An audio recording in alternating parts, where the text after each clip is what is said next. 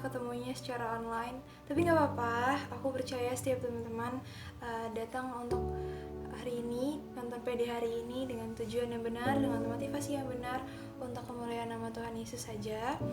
Dan sebelum kita mulai teman-teman ibadah kita hari ini, aku mau undang teman-teman ambil sikap yang terbaik untuk memuji dan memuliakan nama Tuhan.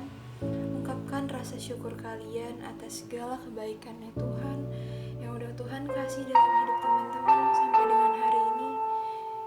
Karena kita percaya Tuhan kasih kebaikannya kepada anak-anaknya bukan secara kebetulan, tapi memang kalian anak-anak kesayangannya Tuhan. Kita mau datang ke hadiratnya Tuhan. Yes, Tuhan.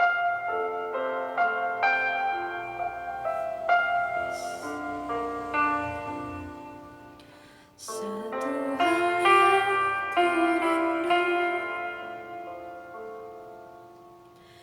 berdiam di dalam rumah-Mu. Satu hal yang ku pinta, menikmati bait-Mu Tuhan. Satu hal yang ku rindu, berdiam di dalam rumah-Mu. Satu hal yang ku pinta, menikmati bait-Mu Tuhan. Lebih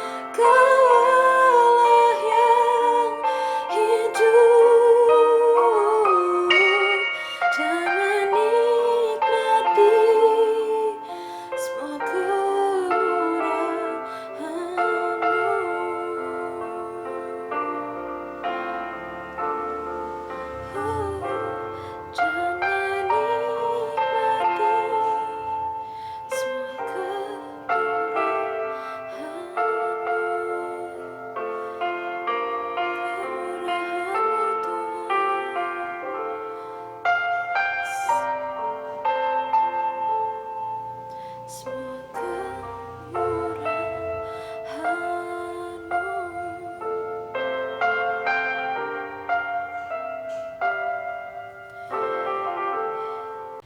Selamat sore Tuhan Yesus, selamat sore Roh Kudus. Terima kasih Tuhan atas segala jamahan-Mu Tuhan. Terima kasih Tuhan, kalau Kau terus Tuhan menyertai kami Tuhan, anak-anak-Mu Tuhan. Inilah kami Yesus, kami datang Tuhan dengan hancur hati Tuhan. Kami mau Tuhan dibentuk Tuhan, seturut dengan apa yang menjadi kehendak-Mu ya Bapa. Inilah kami Tuhan, biarlah pede Tuhan sore hari ini ya Bapa. Biarlah boleh Tuhan kami merasakan jamahan-Mu Tuhan. Kami boleh merasakan kebaikan-Mu Tuhan. Kami boleh merasakan Tuhan ketenangan Tuhan dan kedamaian yang kami dapatkan hanya dengan nama-Mu Tuhan, dengan segala yang telah Kau berikan ya Bapa. Terima kasih Tuhan, berkati PD kami Tuhan dari awal, pertengahan hingga akhir ya Bapa. Semuanya Tuhan hanya untuk kemuliaan nama-Mu saja Tuhan. Inilah kami Tuhan, dalam nama Tuhan Yesus kami sudah berdoa dan mengucap syukur. Haleluya, amin. Nah teman-teman, semangat kan untuk memuji dan memuliakan nama Tuhan. Nah pujian kali ini menjadi reminder kalian, menjadi pengingat kalian kalau misalnya kalian pekerja Kristus, kalian harus semangat untuk memuji dan memuliakan nama Tuhan lagi-lagi, karena kalian itu berharga teman-teman gitu. Lama ku cari-cari langkah hidup yang lebih pasti, hidup penuh kemenangan setiap hari. Suatu saat Yesus panggilku untuk jadi pekerja, melayani, menjadi saksi bagi-Nya. Bukan sembarang pekerja, ya Yesusku luar biasa. Ya Dia Raja segala raja. Ya memanggilku menuai ladangku, hanya anugerah semata. Ya ku dipanggil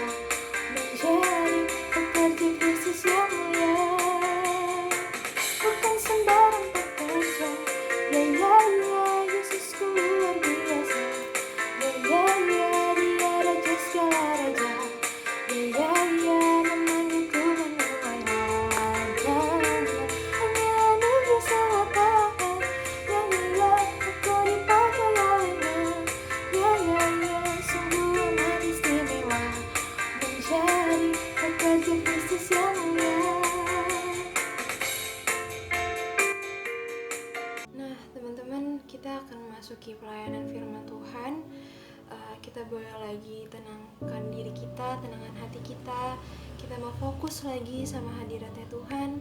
Kita mau mendengarkan apa yang menjadi kerinduannya Tuhan lewat pembicara kita pada sore hari ini yang sangat luar biasa, yang akan menyampaikan apa yang menjadi isi hatinya Tuhan. Biarlah kita saat menyadari kita itu sebagai alatnya Tuhan untuk menjadi berkat bagi sekeliling kita. Biarlah kita menjadi pelayan yang setia. Yes. Ku datang ya Bapa dalam kerinduan, memandang keindahan-Mu. Ku berikan segalanya, semuanya yang ada.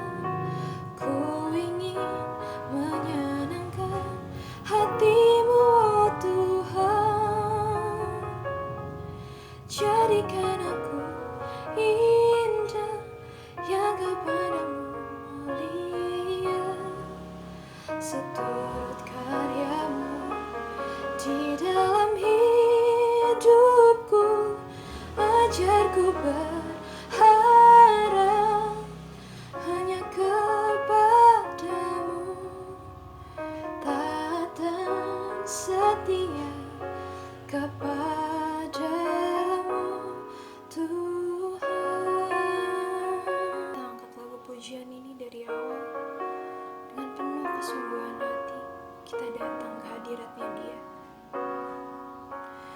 Ku datang ya Bapa dalam kerinduan, memandang keindahan-Mu. Ku berikan segalanya, semuanya yang ada. Ku ingin menyenangkan hati-Mu, oh Tuhan.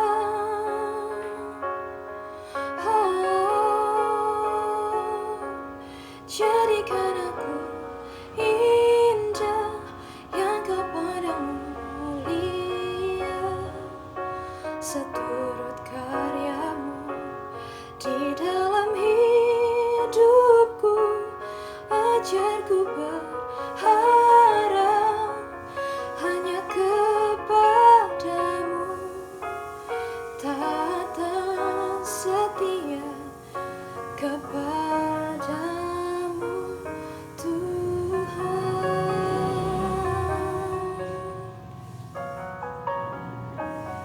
Oh, ku mau taat Tuhan.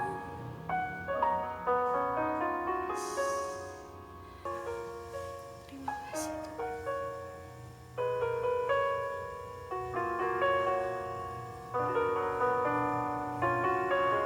Ajarku berharap hanya kepadamu, taat dan setia kepadamu Tuhan. Taat dan setia kepadamu Tuhan.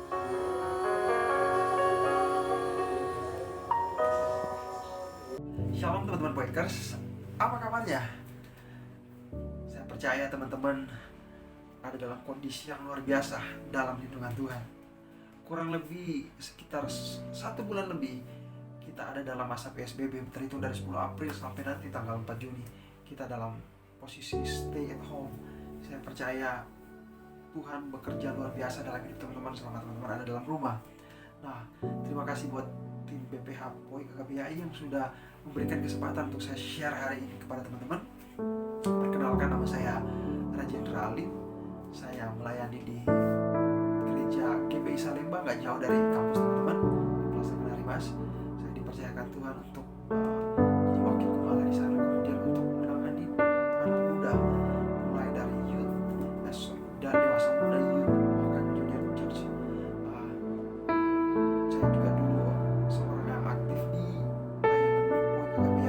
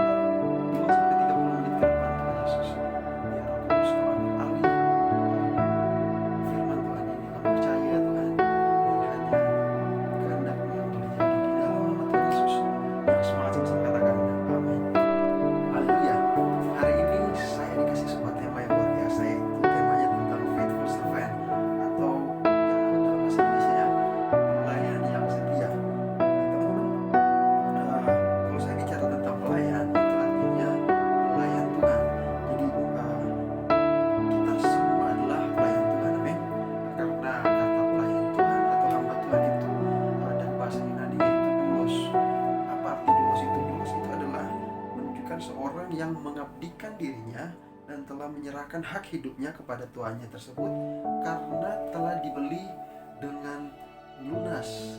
Saya ulangi sekali lagi, doulos artinya seseorang yang mengabdikan dirinya dan telah menyerahkan hak hidupnya kepada tuannya karena telah dibeli dan ditebus. Dengan kata lain, seorang doulos atau hamba hanya melakukan pekerjaan yang diperintahkan oleh tuannya secara bertanggung jawab.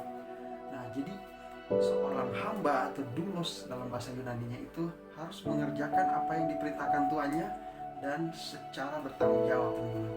Dan sebagai informasi buat teman-teman, kata doulos dalam Alkitab itu dicatat sekitar 159 kali. Artinya ini sangat penting.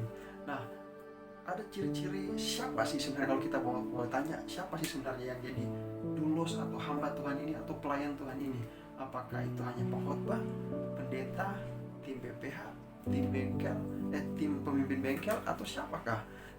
Nah, untuk itu saya akan kasih tahu sama teman-teman, seorang doulos atau hamba Tuhan ini bukanlah soal jabatan, tapi ciri-ciri seorang hamba Tuhan, pelayan Tuhan dari pengertian tadi adalah orang-orang yang mengaku Tuhannya adalah Tuhan Yesus karena hidupnya ditebus dengan darah yang mahal oleh Tuhan Yesus.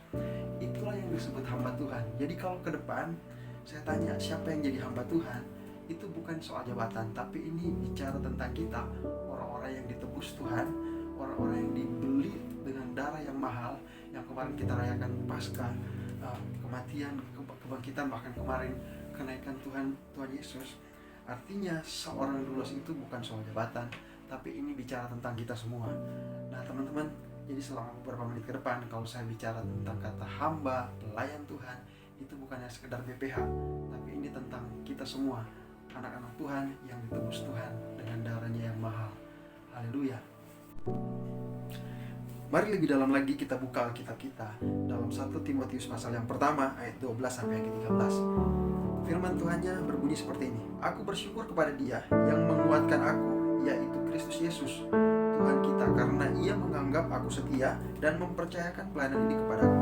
Aku yang tadinya seorang penghujat, seorang penganiaya, dan seorang ganas, tapi aku telah dikasihaninya karena semuanya itu telah kulakukan tanpa pengetahuan, yaitu di luar iman. Nah, ada sesuatu yang menarik dari firman Tuhan ini, teman-teman, yaitu firman Tuhan ini ditulis oleh Rasul Paulus untuk anak rohaninya Timotius yang sedang berada di satu jemaat yang namanya jemaat Efesus. Nah, bagi saya ini firman Tuhan yang sangat menarik karena firman Tuhan ini merupakan sebuah bekal, atau dengan kata lain ini legacy atau warisan dari Paulus kepada anak rohaninya Timotius. Karena di jemaat Efesus dia berhadapan dengan berbagai macam pengajaran sesat dan berbagai macam tantangan dalam kehidupan jemaat di sana. Nah, warisan Paulus ini kepada Timotius ini menjadi sangat berarti, karena bagi saya ini bukan hanya sekedar warisan untuk Timotius anak rohaninya, tapi ini merupakan warisan iman, tulisan yang luar biasa yang Paulus wariskan buat kita semua, hamba Tuhan, anak-anak Tuhan yang ditebus Tuhan, yang kita sebut dengan kata doulos atau pelayan atau hamba tadi. Nah, teman-teman, perhatikan menarik dari tulisan ini adalah Paulus mau kasih tahu di dalam tulisan yang perdana pertama buat anak rohaninya.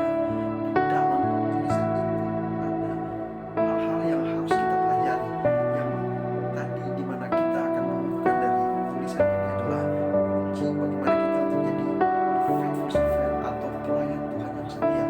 Saya baca, teman-teman, mari kita lihat apa sih yang jadi warisan Paulus ini, bagaimana kunci sampai Paulus dalam tulisannya dia bilang aku telah menyelesaikan pertandingan iman sampai pada garis finish. Nah, teman-teman, semua itu Paulus rangkum jadi sebuah warisan buat Timotius dan juga buat kita. Nah, poin yang pertama, apa rahasianya untuk kita bisa jadi pelayan Tuhan yang setia? Poin yang pertama, kalau teman-teman punya catatan boleh silakan ditulis. Nah, poin yang pertama adalah, coba kita lihat lagi ayat yang ke-13, dan kalau bisa kita lanjut ke ayat yang 14. Saya bacakan buat teman-teman. Ini poin yang pertama. Aku yang tadinya seorang penghujat dan seorang penganiaya dan seorang ganas, tapi aku telah dikasihaninya, kata Paulus, karena semuanya itu telah kulakukan tanpa pengetahuan, yaitu di luar iman. Ayat 14 dibilang begini, malah bahwa kasih karunia Tuhan kita telah dikaruniakan dengan limpahnya kepadaku dengan iman dan kasih dalam Kristus Yesus. Nah, poin yang pertama yang menarik di ayat 13-14, Paulus seperti mengajarkan Timotius untuk lihat flashback kisah hidup pertobatan Paulus pertama kali.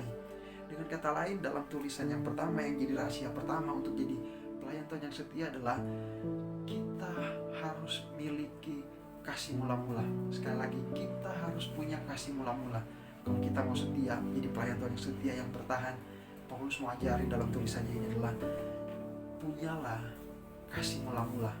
Kenapa saya bilang begitu? Karena begini, Paulus seperti mau bilang sama Timotius bahwa pengalaman pertama dia waktu dia ditangkap oleh Kristus, dirubah dari Saulus jadi Paulus, bagaimana proses hidup pertama kalinya dia sampai menggebu-gebu dengan Tuhan, dia gambarkan lewat tulisannya kepada Timotius. Dia mau bilang, itu modal pertama saya untuk melayani Tuhan sampai garis finish. Nah teman-teman, cinta mula-mula ini sangat penting. Cinta mula-mula merupakan kesan pertama kita waktu kita menerima Tuhan sebagai Tuhan dan Juru Selamat. Nah itu poin dimana kita memutuskan untuk mengikuti Tuhan. Nah di waktu kita punya kasih mula-mula, kita begitu menyala-nyala, kita bergairah untuk mengikuti Tuhan. Apapun yang Tuhan suruh, kita mau lakukan. Suruh baca Alkitab, suruh puasa, semuanya yang Tuhan suruh, kita mau lakukan. Kenapa? Karena posisi kita sedang memiliki yang namanya kasih mula-mula. Nah teman-teman, penting bagi kita, hamba-hamba Tuhan, pelayan Tuhan, untuk menjaga kasih mula-mula ini. Dengar baik-baik, orang-orang yang kehilangan kasih mula-mula itu akan sangat berisiko. Akan ada banyak contoh, banyak hamba Tuhan yang meninggalkan Tuhan karena kasihnya menjadi kering. Nah coba kita buka di Wahyu pasal 2 ayat 4-5. Kita akan menemukan di sana bagaimana Allah mencela jemaat di Efesus. Karena apa? Karena meninggalkan kasihnya yang mula-mula. Bahkan di ayat yang kelima di pasal Wahyu pasal 2 Tuhan berkata, ingatlah betapa dalam engkau telah jatuh, dan lakukanlah lagi apa yang semula engkau lakukan. Artinya Tuhan bilang begini, kehilangan kasih mula-mula itu fatal teman-teman. Jadi kalau teman-teman mau jadi pelayan yang setia, ingat momen pertama kali engkau mengikut Tuhan, momen pertama kali engkau begitu jatuh cinta dengan Tuhan Yesus, momen pertama kali gimana kita mau gila-gilaan dengan Tuhan, melakukan yang terbaik untuk hal-hal yang Tuhan suruh dalam hidup kita.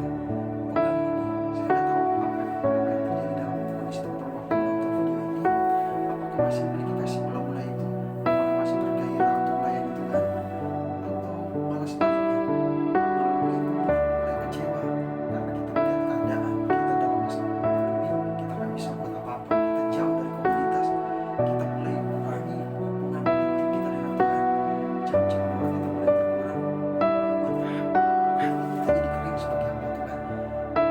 Dengan baik-baik, poin yang pertama yang mau saya sampaikan, dengan serius adalah jaga kasih mula-mula itu.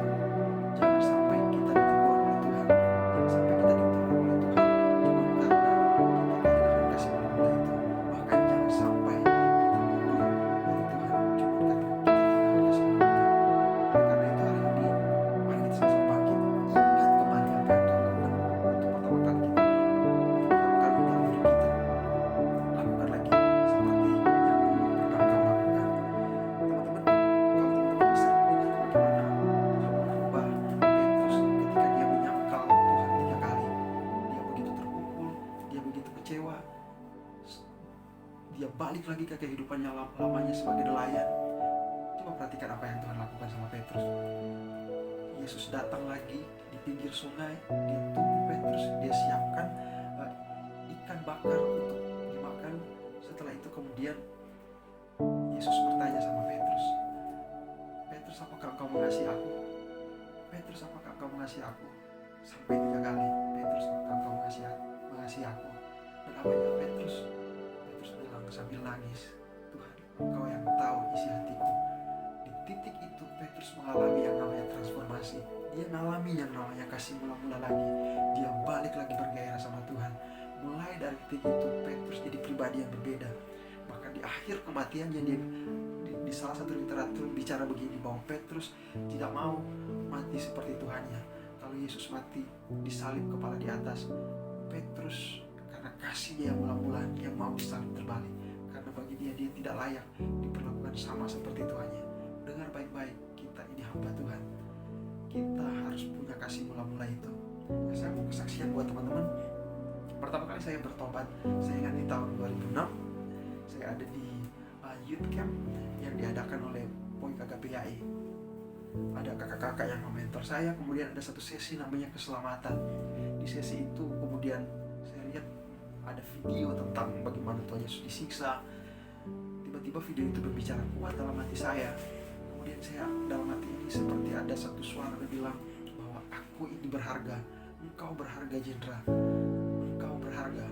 Nah, dari suara yang kecil dalam hati itu tiba-tiba itu mulai merubah hidup ini.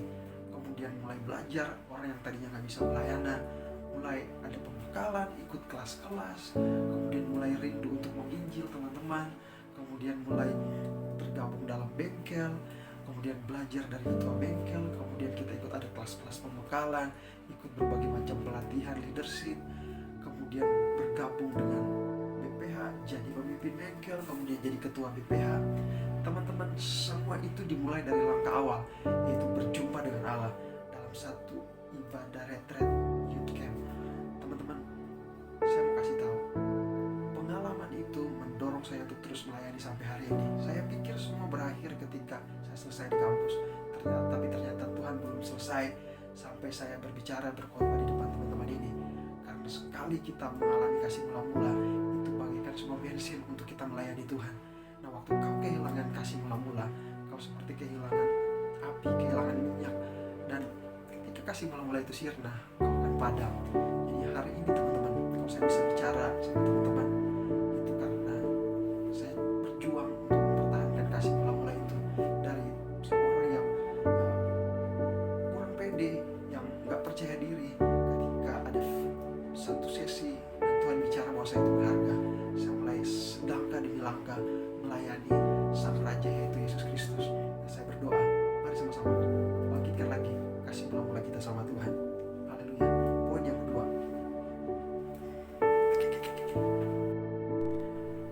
dalam poin yang kedua kita akan cari tahu, kita akan gali lagi firman Tuhan ini, apa sebenarnya yang jadi rahasia kedua sampai Paulus bisa jadi seorang pelayan yang setia, teman-teman. Nah, saya mau ajak teman-teman lagi, kita balik lagi ke 1 Timotius pasal yang pertama ayat yang ke-12.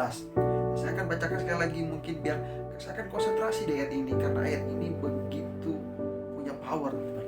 Begitu meaningful yang harus kita renungkan dan kita tarik setiap sari-sari kebenaran firman Tuhan di dalamnya. Nah, ayat ke-12 bicara begini, aku bersyukur kepada Dia yang menguatkan aku, yaitu Kristus Yesus. Saya berhenti sampai di situ. Aku bersyukur kepada Dia yang menguatkan aku, yaitu Kristus Yesus, Tuhan kita. Nah, teman-teman, poin yang kedua, syarat untuk kita jadi pelayan Tuhan yang setia adalah Paulus berkata begini dalam ayat yang ke-12 adalah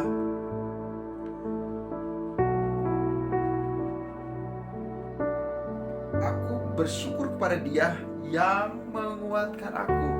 Poin yang kedua adalah kekuatan kita dalam pelayanan itu bukan berasal dari diri kita, tapi kekuatannya berasal dari Tuhan. Jadi jangan pernah mengandalkan kekuatan kita sendiri waktu kita melayani Tuhan. Poin nomor 2, sekali lagi saya bilang, kunci rahasia untuk jadi pelayan Tuhan yang setia adalah minta kekuatan dari Tuhan. Teman-teman, sekali lagi saya bilang, jangan pernah pakai kekuatan kita, pengetahuan kita yang terbatas, pengalaman kita yang belum ada apa-apanya untuk melayani Tuhan. Dengar baik-baik, kita melayani Allah yang luar biasa, Allah yang spektakuler, Allah yang dahsyat, Allah yang gak sanggup kita bayangkan dengan pikiran kita yang kecil ini. Tapi dengar baik-baik, kita harus minta kekuatan dari Dia. Kita minta kekuatan dari Tuhan untuk bisa mengiring Tuhan langkah demi langkah. Nah, waktu kita percayakan pelayanan kita dalam kekuatan Tuhan, percayalah kita akan mengakhiri pelayanan kita sampai kepada finish. Teman-teman, Roma 12 ayat 11 bilang begini, janganlah hendaknya kerajinanmu kendor, biarlah rohmu menyala-nyala dan layanilah Tuhan.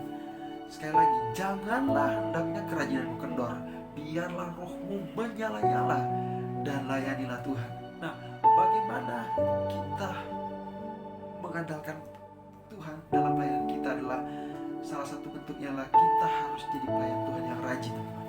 Rajin untuk maintenance, rajin untuk maintenance kerohanian kita. Kita harus bergantung sama Tuhan. Kita harus mulai semua pelayanan kita dengan doa. Dimulai dari waktu-waktu kita untuk bersatu dulu dengan Tuhan, waktu-waktu dimana kita punya quality time dengan Tuhan. Itu salah satu cara bagaimana kita mengandalkan kekuatan Tuhan dalam pelayanan kita, yaitu kita punya hubungan yang intim dengan Tuhan. Kita punya waktu-waktu khusus dimana kita bercakap-cakap dengan Tuhan, minta Tuhan untuk intervensi pelayanan kita. Jangan sampai kita masuk dalam area pelayanan, masuk dalam area pertempuran tanpa ada kekuatan Tuhan. Karena itu saya mau wanti-wanti ingatkan buat seluruh hamba Tuhan, saat teduh itu penting, teman-teman. Waktu bersekutu, jam-jam eksklusif dengan Tuhan itu penting. Itu jadi modal kita, itu jadi seperti gudang peluru kita. Waktu kita punya saat teduh, punya waktu khusus dengan Tuhan, Tuhan bebas bicara dengan hidup kita. Tuhan bebas untuk impartasikan kekuatannya dalam hidup kita. Tuhan bisa curahkan pengurapannya yang double portion dalam hidup kita. Yang penting kita mau mengandalkan Tuhan dengan punya waktu saat teduh dengan Tuhan. Ingat, firman Tuhan bilang, janganlah hendaknya kerajinanmu kendor. Jangan sampai kerajinan kita menjadi kendor. Kemudian biarlah rohmu menyala-nyala. Layani Tuhan. Bagaimana biar roh kita ini menyala-nyala? Ya harus intim dengan Tuhan. Gak bisa tanpa Tuhan, harus dengan kekuatan Tuhan. Maintenance kerohanian kita. Teman-teman ingat kisah tentang 5 gadis bijaksana dan 5 gadis bodoh. Teman-teman tahu perumpamaan ini bicara tentang kedatangan Tuhan yang kedua kali. Bagaimana sang 5 gadis bijaksana ini membawa minyak yang ekstra dibanding 5 gadis yang bodoh. Ini bicara tentang apa? Ini bicara tentang bagaimana dalam pelayanan itu kita harus mengandalkan Tuhan dengan cara berjaga-jaga. Berjaga-jaga, kita harus punya bayar harga yang lebih dibanding orang lain. Coba bayangin, 5 gadis bijaksana harus yang pasti lebih berat karena dia punya cadangan minyak dibanding 5 gadis bodoh yang sama sekali tidak membawa persediaan. Artinya apa? Sebagai pelayan Tuhan, kita harus bayar harga. Ada harga yang harus kita bayar, yaitu jam-jam doa kita dengan Tuhan. Waktu-waktu saat teduh di mana kita punya hubungan dengan Tuhan. Teman-teman, bayar harga. Jadi pelayan Tuhan, jangan malas. Kita harus rajin. Kita harus punya hubungan dengan Tuhan. Andalkan Tuhan. Jangan sama sekali kita masuk dalam area pertempuran untuk memenangkan jiwa tanpa ada amunisi dari Tuhan. Karena kita bisa babak belur. Kita bisa kalah dalam pertempuran. Karena itu banyak kita lihat orang-orang yang kalah. Kenapa? Karena dia gak punya waktu untuk datang sama Tuhan, untuk berkomunikasi dengan Tuhan, untuk minta tuntunan Tuhan. Pelayanan kita harus seperti apa, teman-teman? Sekali lagi, jaga motivasi pelayanan kita. Jangan andalkan kekuatan kita. Kita terbatas. Kita sebagai manusia terbatas, tapi Tuhan gak pernah terbatas. Karena itu poin ini, bagaimana cara kita mengandalkan kekuatan Tuhan. Milikilah waktu dengan Tuhan. Punya waktu untuk bersatu dengan Tuhan, merenungkan kebaikan Tuhan, merenungkan setiap rencana Tuhan dalam hidup kita, merenungkan setiap pekerjaan Tuhan, mujizat-mujizat Tuhan yang Tuhan boleh kerjakan dalam hidup kita. Itu akan jadi kekuatan buat kita. Dengan baik-baik. Dalam Alkitab ada namanya Raja Daud. Apa yang dilakukan setiap Raja Daud akan bertempur? Dia selalu datang dengan Tuhan, kepada Tuhan. Dia selalu minta strategi dari Tuhan, minta tuntunan Tuhan. Walaupun dia sudah memenangkan banyak pertempuran, tapi kebiasaan untuk tetap datang sama Tuhan, minta kekuatan dari Tuhan, tetap dia jaga. Apa yang terjadi dengan Raja Daud sampai detik ini, dia jadi raja yang terbesar bagi bangsa Israel. Teman-teman, waktu kita mengenalkan Tuhan, kita punya waktu dengan Tuhan, punya waktu-waktu tertentu kita duduk diam di dalam hadirat Tuhan. Percayalah, itu tempat di mana Tuhan akan melipat gandakan kekuatan kita untuk menyelesaikan tugas amanat agung di akhir zaman ini.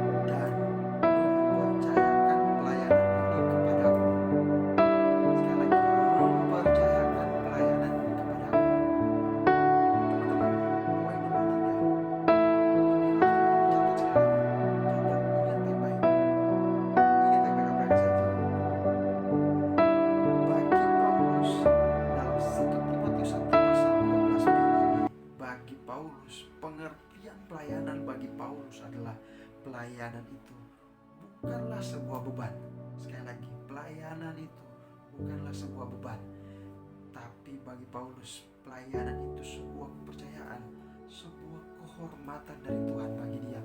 Jadi pelayanan itu bukanlah sebuah beban, tapi itu sebuah kehormatan dari Tuhan bagi kita hamba-hamba Tuhan.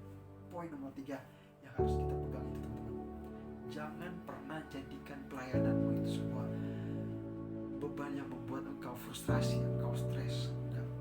Itu sebuah privilege, teman-teman, sebuah keistimewaan dari Tuhan yang Tuhan boleh kasih kita anugerah untuk melakukan pelayanan itu. Tuhan bisa pakai siapa aja. Tuhan bisa pakai orang-orang lain. Tuhan bisa pakai orang bukan saya, bisa orang yang lain. Tapi kalau Tuhan pakai kita, pakai saya, pakai teman-teman, itu adalah sebuah kehormatan. Sekali lagi, itu adalah sebuah kehormatan. Nah, kalau itu sebuah kehormatan, lakukanlah itu dengan bertanggung jawab. Ingat pengertian kata doulos, hamba.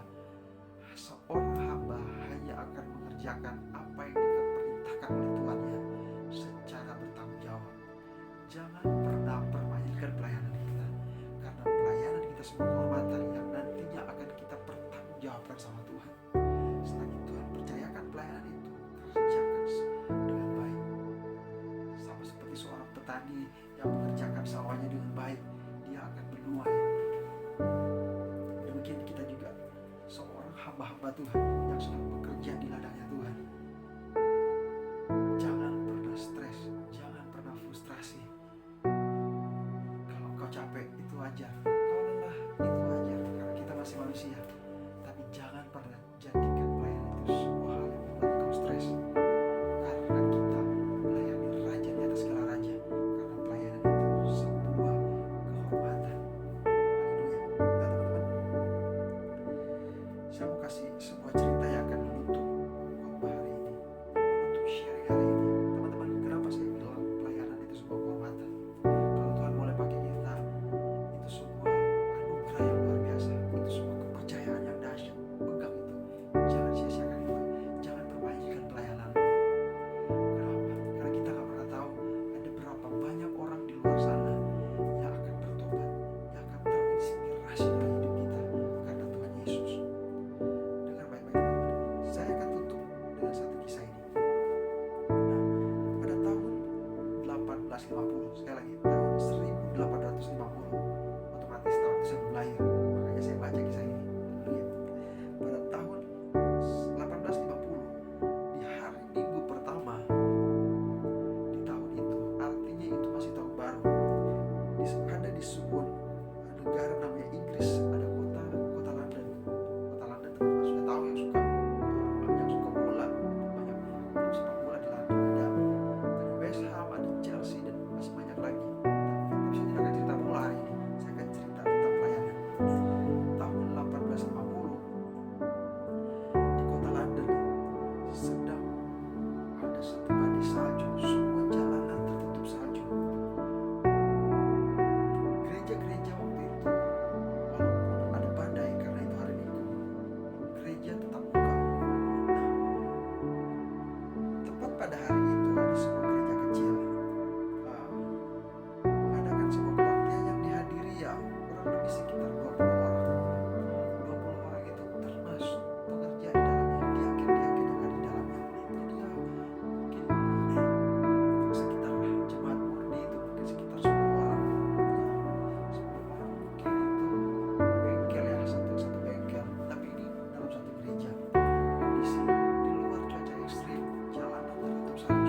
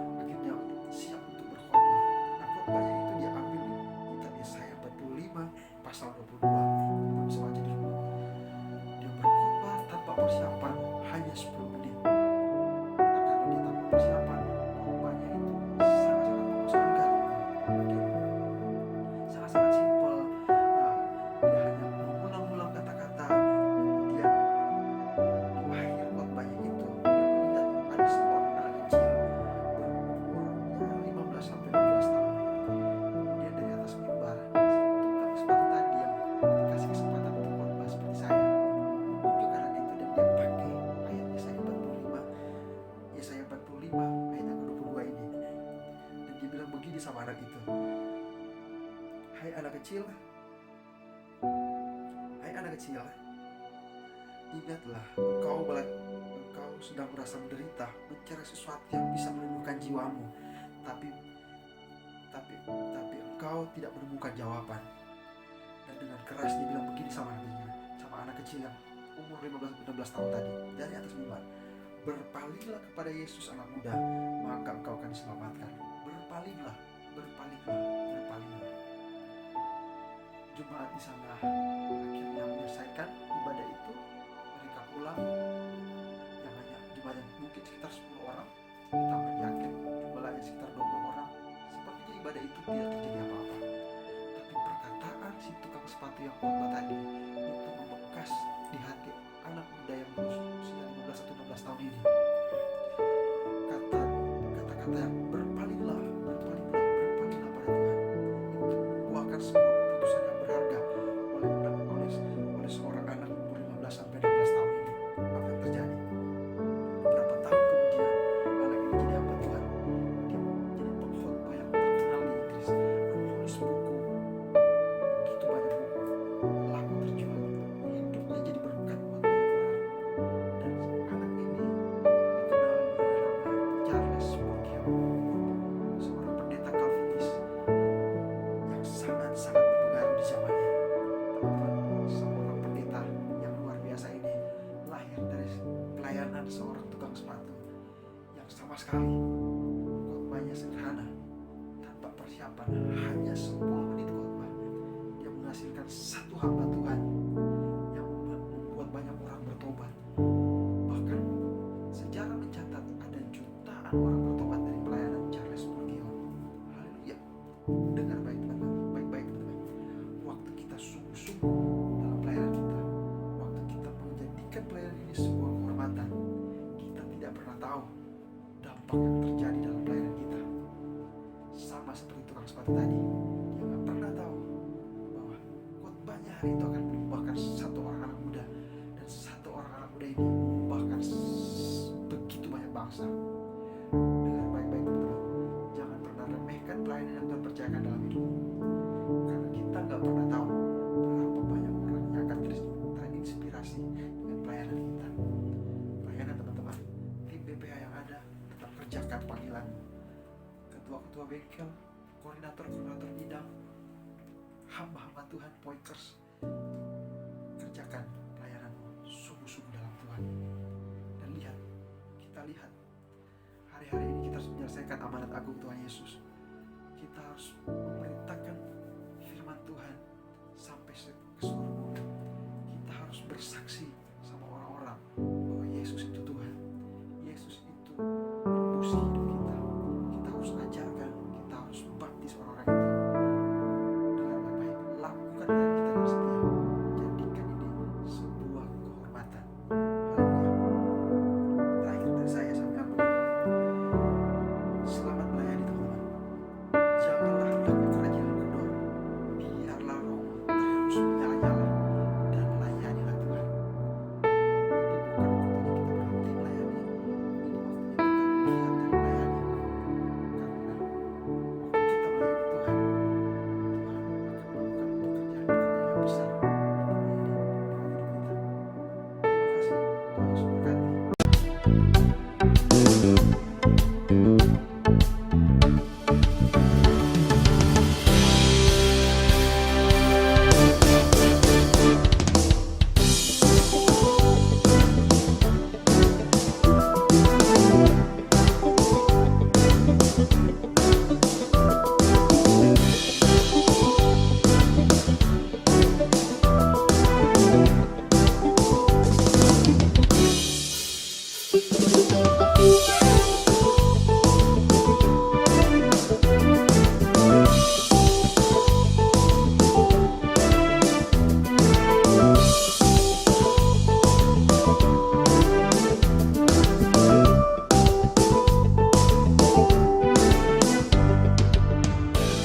Visi Poi KGP YAI kesatuan tubuh Kristus untuk mendatangkan gelombang kegerakan rohani di kampus YAI sesuai dengan amanat agung Tuhan Yesus Kristus dalam Matius 28 ayat 19-20. Penjabarannya.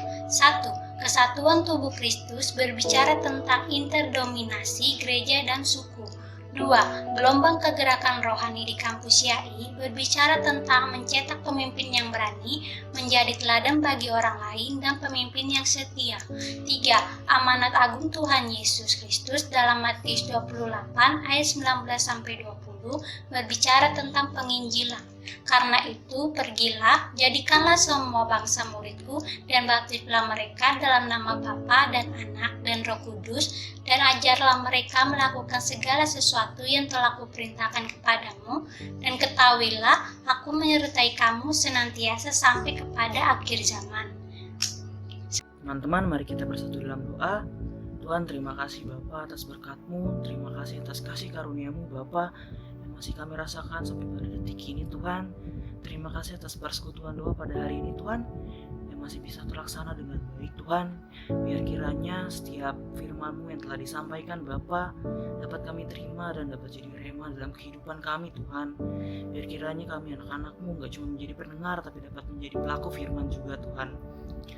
Tuhan, Kau berkati juga Tuhan untuk pembicara pada hari ini Tuhan, Bang Jender Tuhan, Kau yang berkati setiap aspek kehidupannya Bapa, untuk kesehatannya Tuhan, jaga dia Tuhan, Kau yang jauhkan dia dari segala sakit penyakit, segala macam bahaya Tuhan, untuk setiap pekerjaannya Tuhan, biar apapun yang ia kerjakan dapat Kau buat berhasil Bapa. Berkati juga keluarganya Tuhan, biar keluarganya dapat menjadi berkat dimanapun mereka berada Tuhan. Tuhan, kami juga ingin berdoa Tuhan untuk negara kami Indonesia Bapa, yang mungkin pada saat ini Tuhan sedang ada pandemi Tuhan di negara kami ini, sedang dalam masa-masa sulit Bapa, untuk pemerintahan pusatnya Tuhan, untuk presiden kami, untuk wakil presiden kami Tuhan, mungkin mereka sedang bingung Tuhan untuk melakukan setiap keputusan Tuhan, mengambil setiap keputusan Tuhan yang diperlukan untuk menanggulangi Tuhan pandemi ini Tuhan. Biar hikmat-Mu Tuhan yang daripada Tuhan aja Tuhan yang turun atas mereka Tuhan, untuk pemerintahan pusat Tuhan, kiranya mereka dapat memutuskan keputusan-keputusan yang berasal dari Tuhan, biar ada regulasi yang baik Tuhan, biar ada keputusan yang baik Tuhan untuk menanggulangi Tuhan pandemi yang sedang berlangsung ini. Kau berkati juga Tuhan kota kami, kota Jakarta Tuhan, Kau berkati setiap pemerintahannya Tuhan, biar mereka dapat bekerja dengan baik Tuhan, biar mereka dapat saling bahu-membahu Tuhan untuk menanggulangi permasalahan pandemi ini Tuhan. Kau berkati kami Tuhan sebagai masyarakat Indonesia, berkati masyarakat Indonesia dan juga masyarakat Jakarta Tuhan, biar kiranya kami menjadi warga negara yang taat Tuhan. Kami gak membangkang sama setiap keputusan yang udah dibuat oleh negara untuk menanggulangi Tuhan pandemi ini. Biar kami mau taat Tuhan, kalau memang kami harus stay di rumah, kami akan stay di rumah Tuhan. Biar kiranya Tuhan kami Bapa dapat sama-sama Tuhan memerangi Tuhan untuk pandemi ini Tuhan. Biar kiranya segala sesuatunya dapat kembali seperti normal Tuhan. Mari Bapa, kami juga yang berdoa untuk pandemi ini Tuhan, virus corona Bapa.